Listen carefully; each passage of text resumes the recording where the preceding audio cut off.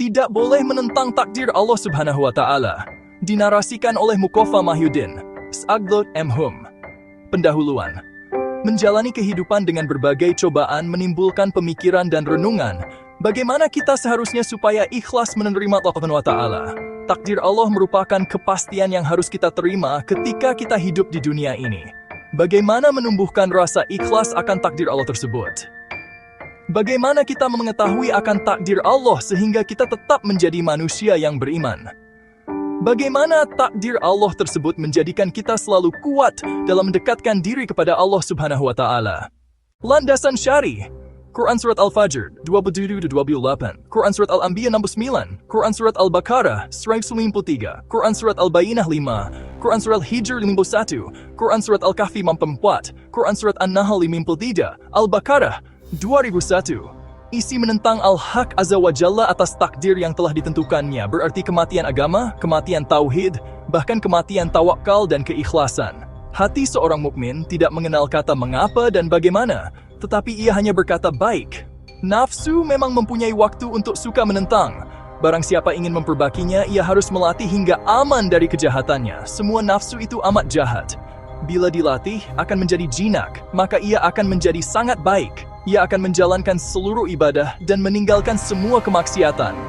Maka ketika itu akan dikatakan kepadanya, "Hai jiwa yang tenang, kembalilah kepada Tuhanmu dengan hati yang puas lagi diridhainya." Quran Surat Al-Fajr 27. Pada saat itu nafsu telah tenang, hilang kejahatannya dan tidak berhubungan dengan makhluk. Bahkan ia akan bertemu nasabnya dengan ayahnya, Nabi Ibrahim alaihissalam. Jika ia telah keluar dari kungkungan nafsunya, ia berjalan tanpa keinginan dan hatinya menjadi tenang. Meski banyak tawaran dari makhluk, ia hanya mengatakan, "Aku tidak memerlukan pertolonganmu." Pengetahuannya terhadap keadaannya menjadikan dirinya tidak perlu meminta. Ketika telah sempurna kepasrahan dan ketawakalannya, maka dikatakan kepada api, "Wahai api, dinginlah," dan menjadi keselamatan bagi Ibrahim. Tidak ada sesuatu yang samar dalam pandangan Allah Subhanahu wa Ta'ala. Bersabarlah bersamanya sesaat saja, sungguh setelah itu akan melihat kelembutan dan kasih sayangnya selama bertahun-tahun. Pemberani yang sesungguhnya adalah orang yang mau bersabar sesaat. Sesungguhnya Allah bersama orang-orang yang sabar. Quran Surat Al-Baqarah. Bersabarlah dalam menunggu pertolongan dan kemenangan. Bersabarlah bersamanya. Sadarlah kepadanya dan jangan melupakannya. Sadarlah kepadanya dan jangan melupakannya. Janganlah engkau sadar setelah mati, karena sadar setelah mati itu tidak berguna bagimu. Sadarlah sebelum mati. Bangunlah sebelum kau dibangunkan, supaya kamu tidak menyesal pada hari penyesalanmu yang tidak berguna. Dan perbaikilah hatimu baik, maka seluruh keadaanmu akan menjadi baik. Nabi bersabda, dalam diri anak Adam ada segumpal daging. Bila ia baik, akan baiklah seluruh jasadnya. Dan bila ia buruk, akan buruklah seluruh jasadnya. Ingatlah ia hati. Hati dikatakan baik bila diisi dengan takwa, tawakal, tauhid, dan ikhlas kepadanya dalam semua amalan. Bila tidak ada sifat-sifat tertentu, berarti hati dalam keadaan rusak. Hati ibarat burung dalam sangkar, seperti biji bukan kelopak, dan seperti harta bukan gudangnya. Ya Allah, sibukkanlah anggota badan kami untuk menaati-Mu, dan sibukkan hati kami untuk mengenali-Mu sepanjang hidup kami siang malam. Masukkan kami dalam golongan orang-orang salih terdahulu. Berilah kami rizki dengan sesuatu yang telah Engkau berikan kepada mereka. Engkau untuk kami sebagaimana Engkau untuk mereka. Amin. Engkau untuk Allah Subhanahu wa Ta'ala, sebagaimana orang-orang syolih untuknya sehingga Engkau dapat sesuatu sebagaimana yang mereka dapatkan. Jika Engkau menginginkan Allah Azza wa Jalla bersamamu, maka sibukkanlah dirimu dengan menaatinya, sabar bersamanya, serta ridho akan perbuatannya terhadapmu. Kaum ini telah zuhud pada dunia dan mengambil bagian mereka daripadanya dengan tangan takwa dan wara. Kemudian mereka mencari akhirat dan melakukan amal-amal untuknya. Mereka mendurhakai nafsunya sendiri, kemudian menasehati orang lain. Pemirsa yang dimuliakan Allah, nasihatilah dirimu terlebih dahulu, barulah kemudian menasihati orang lain. Engkau harus lebih memperhatikan nasib dirimu. Jangan engkau menoleh pada orang lain, sedangkan dalam dirimu ada sesuatu yang harus diperbaiki. Celaka engkau. Engkau ingin menyelamatkan orang lain, sedangkan dirimu sendiri dalam keadaan buta. Bagaimana orang buta dapat menuntun orang lain? Yang bisa menuntun hanyalah orang yang bisa melihat. Yang bisa menolong mereka dari tenggelam di lautan hanyalah orang yang tangkas berenang. Yang dapat menuntun manusia kepada Allah Azza wa Jalla hanyalah orang yang telah memiliki ma'rifat kepadanya. Adapun orang yang tidak mengenalnya, bagaimana mungkin ia dapat menunjukkan kepadanya? Engkau tidak mempunyai hak untuk berbicara tentang kebebasan perilaku Allah Subhanahu wa Ta'ala. Engkau harus mencintainya dan beramal untuknya, bukan untuk lainnya. Hanya takut kepadanya, bukan kepada yang lainnya. Ini merupakan ungkapan hati, bukan hanya lidah. Ini adalah bisikan nurani, bukan gerakan lahir. Jika tauhid berada di pintu rumah, sedangkan syirik berada di dalam rumah, itu kemunafikan namanya. Celaka engkau, lidahmu takut tapi hatimu menentang. Lidahmu bersyukur, sedang hatimu kufur. Allah Subhanahu wa Ta'ala berfirman dalam hadits qudsi, "Wahai anak Adam, kebaikanku turun kepadamu sedang keburukanmu naik kepadaku." Celaka engkau mengaku menjadi hambanya, tetapi menaati selain dia. Jika engkau benar-benar hambanya, engkau tentu akan setia kepadanya. Seorang mukmin yang yakin tidak pernah mengikuti nafsu, syaitan keinginannya. Ia tidak mengenal syaitan, apalagi menaatinya. Ia tidak mengenal syaitan, apalagi menaatinya. Ia tidak memperdulikan dunia, apalagi tunduk kepadanya. Bahkan ia akan menghinakan dunia dan mencari akhirat.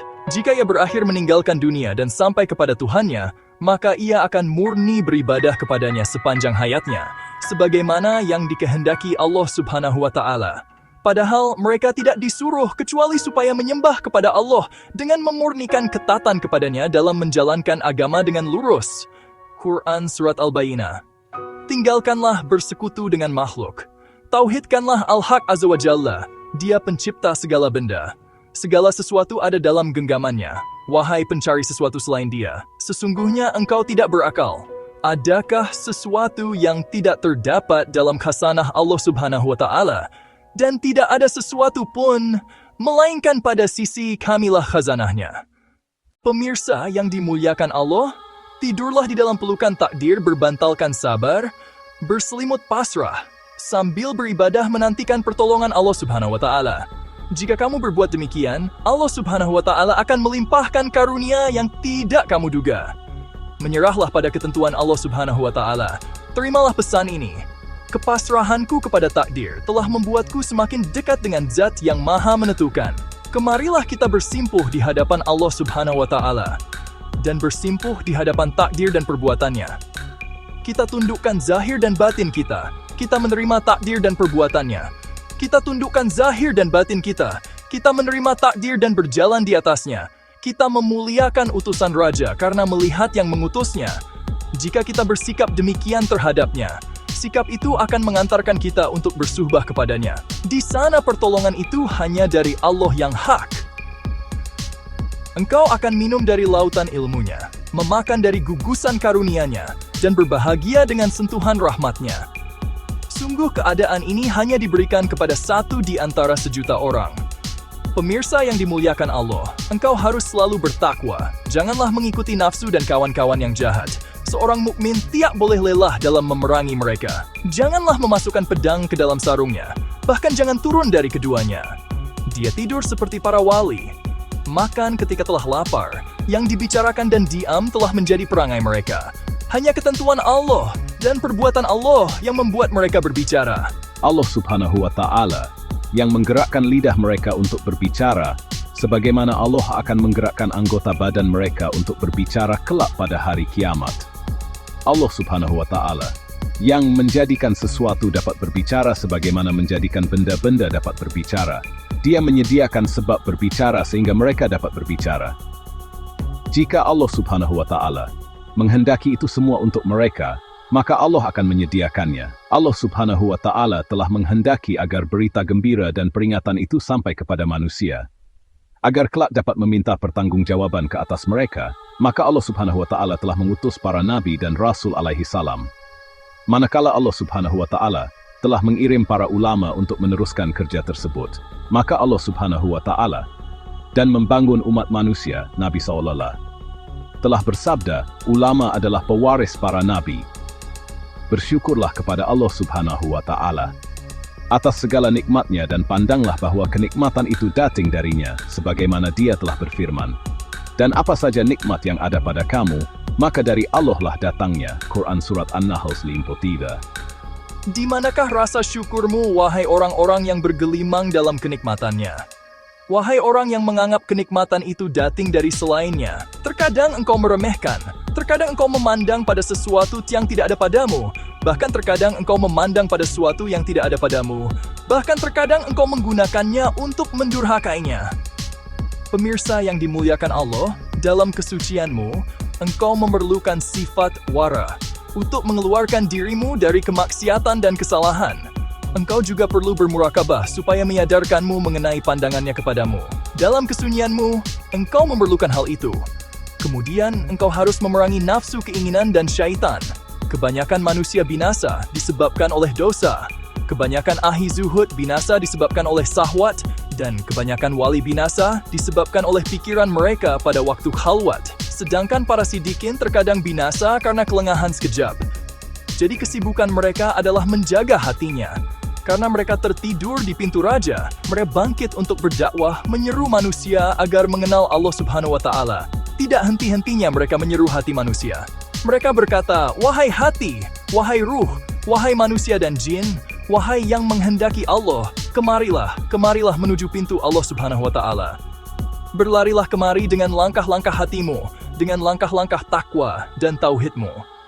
Marifat dan wara dan zuhud dari sesuatu selainnya adalah kesibukan para wali.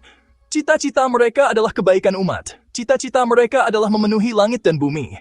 Pemirsa yang dimuliakan Allah, tinggalkan nafsu dan keinginanmu. Jadilah bumi di bawah telapak para wali itu dan tanah di depan mereka. Al-Haq Azza wa Jalla telah mengeluarkan yang hidup dari yang mati dan mengeluarkan yang mati dari yang hidup. Dia mengeluarkan Nabi Ibrahim alaihi salam dari kedua ibu bapaknya yang mati dalam kekufuran. Orang mukmin itu ibarat hidup, sedang orang kafir itu ibarat mati. Orang yang bertauhid itu hidup, sedang orang musyrik itu mati. Oleh karena itu, Allah Subhanahu wa Ta'ala berfirman dalam hadits qudsi, "Orang yang pertama kali mati di antara makhlukku adalah iblis." Yakni dia telah mendurhakai Allah Subhanahu wa Ta'ala sehingga mati dengan sebab kemaksiatannya. Sekarang adalah zaman akhir. Pada zaman ini telah muncul pasar kemunafikan dan kebohongan. Janganlah engkau duduk bersama orang-orang munafik, para pendusta dan pembohong. Celaka engkau nafsumu pendusta, munafik dan kufur, bahkan durhaka dan musyirik. Bagaimana engkau duduk dengannya? Tinggalkan ia, jangan engkau ikuti bisikannya. Penjarakan ia. Berikan haknya saja, jangan lebih dari itu. Tahanlah ia dengan mujahadah. Adapun keinginan, tungganglah ia agar jangan sampai menunggangimu. Jaga watak, jangan temani ia. Ia seperti anak kecil yang belum berakal. Bagaimana mungkin engkau biasa belajar dari anak kecil? Syaitan adalah musuhmu dan musuh ayahmu salam. Bagaimana mungkin engkau dapat berdampingan dengannya? Engkau tidak akan selamat. Dia telah membunuh ayah dan ibumu. Jika engkau lengah sedikit saja, ia pasti akan membunuhmu. Jadikanlah takwa sebagai senjatamu. Kemudian tauhid, murakabah, wara, syidik, dan memohon pertolongan Allah Subhanahu wa Ta'ala sebagai pasukanmu. Pedang dan pasukan itu akan menghancurkan syaitan dan tentaranya. Setelah itu engkau akan menang karena Allah Subhanahu wa Ta'ala bersamamu. Pemirsa yang dimuliakan Allah, satukanlah antara dunia dan akhirat. Letakkan mereka di suatu tempat. Lalu menyendirilah engkau dengan Tuhanmu di tempat hati yang telanjang tanpa dunia maupun akhirat. Janganlah engkau menghadap kepadanya, kecuali menyepi dari sesuatu selainnya. Janganlah engkau terikat oleh makhluk yang menghalangimu dari Khalik. Putuskanlah semua sebab, tinggalkan Tuhan-Tuhan lainnya. Selanjutnya, jadikan dunia untuk tubuhmu, akhirat untuk hatimu, dan Al-Haq Azza wa Jalla untuk nuranimu. Pemirsa yang dimuliakan Allah, janganlah engkau bersama nafsu, keinginan, dunia dan akhirat. Janganlah engkau mengikuti selain Al-Haq Azza wa Jalla untuk nuranimu. Engkau akan tiba di gudang yang tidak akan pernah habis selamanya.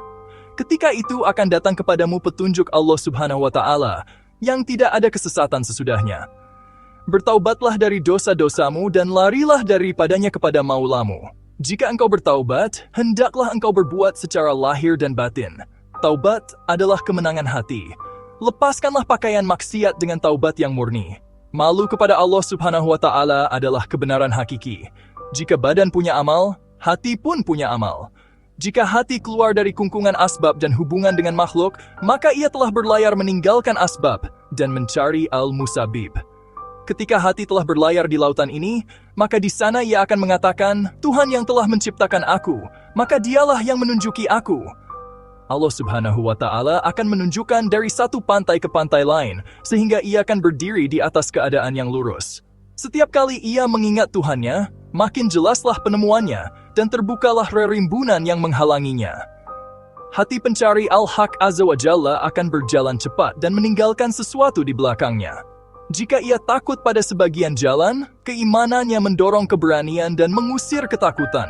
Bahkan datang cahaya kedamaian berupa kedekatan kepada Allah Subhanahu wa Ta'ala. Pemirsa yang dimuliakan Allah, jika datang kepadamu sebuah penyakit, terimalah dengan tangan kesabaran dan tenanglah hingga datang obat. Sambutlah dengan tangan syukur.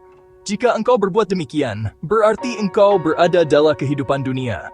Takut kepada api neraka akan mengetuk hati orang-orang mukmin sehingga hati mereka menjadi pucat dan bersedih. Dalam keadaan demikian, Allah Subhanahu wa Ta'ala akan menyirami mereka dengan air rahmat dan kelembutannya. Bahkan akan bukakan untuknya pintu akhirat. Lalu mereka akan melihat tempat mereka yang aman. Jika mereka telah tenang dan damai, akan dibukakan untuknya pintu akhirat. Lalu mereka akan melihat tempat mereka yang aman. Jika mereka telah tenang dan damai, akan dibukakan untuk mereka pintu keagungan, sehingga hati dan nurani mereka pasti akan semakin takut dibandingkan sebelumnya. Jika kesempurnaan itu telah ada pada diri mereka, maka akan dibukakan bagi mereka pintu keindahan, sehingga tenteramlah mereka, dan mereka akan sadar serta menapaki tangga demi tangga. Pemirsa yang dimuliakan Allah, janganlah cita-citamu hanya mencari makan dan minum, menikmati pakaian dan istri. Yang menikmati semua itu hanyalah nafsu dan watak. Lalu di manakah hati dan nurani yang mencari Al-Haq Azza wa Jalla? Cita-citamu hendaklah ditujukan pada hal-hal yang meninggikanmu. Jadikanlah Tuhanmu dan apa yang ada di sisinya sebagai cita-citamu. Dunia itu ada gantinya, yaitu akhirat. Dan makhluk juga ada gantinya, yaitu Khalik Azza wa Jalla. Jika engkau meninggalkan sesuatu dari kehidupan dunia ini, maka akan ada gantinya yang lebih baik di akhirat. Anggaplah umurmu tinggal sehari saja. Bersiaplah menyambut kedatangan malaikat maut dan pindah ke akhirat. Dunia ibarat ladang, sedangkan akhirat adalah kampung yang sebenarnya. Jika datang kecemburuan dari Allah Subhanahu wa Ta'ala, maka akan menghalangi di antara mereka dengan makhluk. Kemudian mereka tidak membutuhkan dunia maupun akhirat. Wahai pendusta, kamu mencintai Allah pada waktu mendapatkan nikmat. Tetapi jika datang musibah, kamu lari seolah-olah kamu tidak menyukainya. Seorang hamba itu terbukti saat dia bebas. Jika datang bencana dari Allah Subhanahu wa Ta'ala dan kamu tetap teguh, berarti kamu mencintai Allah Subhanahu wa Ta'ala. Namun jika kamu berubah, berarti kamu berdusta.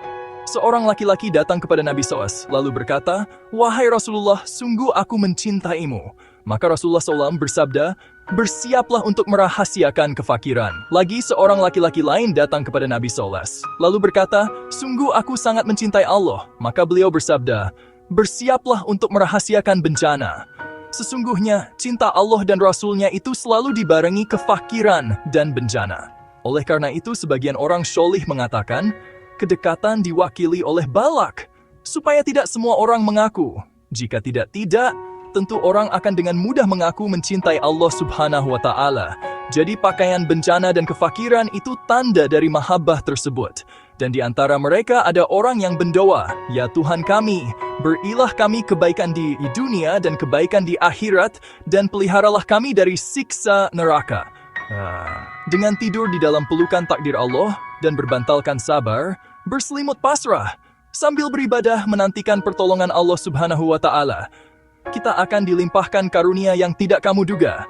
Menyerah pada ketentuan Allah Subhanahu wa Ta'ala, kepasrahan kepada takdir, akan membuat kita selalu semakin dekat dengan Zat yang Maha Menentukan.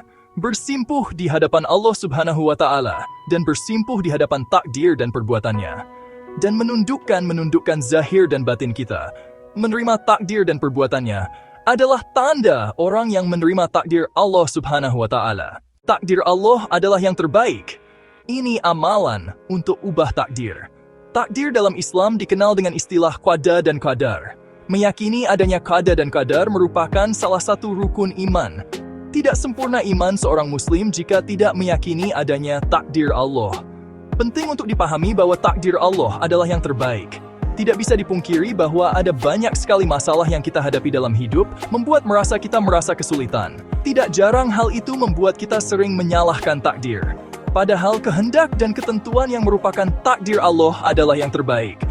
Tentu bukan tanpa alasan mengapa takdir Allah adalah yang terbaik. Sebab, pasti ada hikmah di balik setiap masalah dan peristiwa yang kita hadapi dalam hidup. Dari Anas bin Malik radhiyallahu anhu, Rasulullah shallallahu alaihi wasallam bersabda, "Aku begitu takjub pada seorang mukmin. Sesungguhnya Allah tidaklah menakdirkan sesuatu untuk seorang mukmin, melainkan pasti itulah yang terbaik untuknya." Hadits riwayat Ahmad. Kalaupun ada cobaan yang terasa begitu berat, itu semata-mata karena Allah mengerti batas kemampuan kita. Jika kita dapat melalui cobaan tersebut, maka Allah akan mengangkat derajat kita lebih tinggi. Tentu ada beberapa alasan mengapa takdir Allah adalah yang terbaik. Allah lebih tahu mana yang terbaik. Sebagaimana telah disebutkan dalam hadis di atas, tidak ada takdir yang buruk. Semua takdir Allah adalah yang terbaik. Kalaupun memang ada peristiwa atau kejadian buruk yang terjadi dalam hidup kita, tentu ada maksud di baliknya. Allah Subhanahu wa Ta'ala berfirman, "Diwajibkan atas kamu berperang, padahal berperang itu adalah sesuatu yang kamu benci." Boleh jadi kamu membenci sesuatu, padahal ia amat baik bagimu. Dan boleh jadi pula, kamu menyukai sesuatu, padahal ia amat buruk bagimu. Allah mengetahui, sedang kamu tidak mengetahui. Quran Surat Al-Baqarah. Ayat tersebut menjelaskan bahwa Allah Maha mengetahui. Bahkan Dia lebih mengetahui apa yang terbaik untuk kita daripada diri kita sendiri. Sedangkan kita sendiri tidak mengetahui yang terbaik dan yang jelek untuk kita. Sebagai contoh, kita menyukai aktivitas wisata kuliner dan mencoba banyak makanan lezat. Dengan merasakan berbagai cita rasa makanan lezat, kita bisa merasa senang dan bahagia. Akan tetapi di sisi lain, Allah juga memerintahkan kita untuk berpuasa. Padahal puasa adalah ibadah yang sangat berat, karena harus menahan lapar meski harus menjalankan aktivitas seperti biasa. Namun siapa yang menayangkan jika berdasarkan banyak penelitian, ibadah puasa justru memiliki manfaat yang sangat baik untuk kesehatan. Sebaliknya, pola makan yang tidak terkontrol justru lebih banyak mendatangkan risiko penyakit. Karena alasan itulah mengapa takdir Allah adalah yang terbaik. Hanya dari sudut pandang manusia, adanya takdir buruk. Seorang pria melakukan tahnik dengan memasukkan kurma yang sudah dikunyah ke mulut bayi saat prosesi akikah. Akikah adalah tradisi menyambut bayi yang baru lahir dalam agama Islam. Jika memang ada takdir yang buruk, hal itu disebabkan oleh sudut pandang manusia yang tidak bisa mengambil hikmah dari setiap kejadian. Apa yang membuat takdir menjadi buruk? Karena manusia yang merasa begitu. Selanjutnya dijelaskan bahwa jika dilihat dari apa yang menjadi kehendak dan ketentuan Allah, semua takdir itu baik. Sebagaimana disebutkan dalam hadits, kejelekan tidak disandarkan kepadamu. Jadi, takdir Allah itu selamanya tidak ada yang jelek. Karena ketetapan takdir itu ada karena rahmat dan hikmah. Kejelekan murni itu hanya muncul dari pelaku kejelekan. Sedangkan Allah itu hanya berbuat baik saja selama-lamanya. Hikmah di balik kejadian yang buruk. Seperti yang telah dijelaskan sebelumnya, takdir Allah adalah yang terbaik. Kalaupun memang ada kejadian buruk, bukan berarti bahwa itu menunjukkan bahwa takdir Allah adalah buruk. Tentu ada maksud dan hikmah di balik setiap kejadian, termasuk kejadian-kejadian yang buruk. Jadi, jika ada peristiwa yang buruk terjadi pada diri kita, cobalah untuk berpikir untuk mendapatkan hikmahnya. Bisa jadi, segala kejadian buruk bisa menjadi pelajaran atau manfaat yang tidak pernah kita sadari. Adapun hikmah di balik kejadian-kejadian buruk antara lain adalah sebagai berikut. 1. Agar kebaikan dapat dikenal, supaya manusia menyandarkan diri kepada Allah. Supaya manusia bertaubat kepadanya setelah ia berbuat dosa. 4. Banyak meminta perlindungan kepada Allah dari keburukan dengan berzikir dan berdoa. 5. Ada maslahat besar di balik kesulitan atau musibah yang menimpa.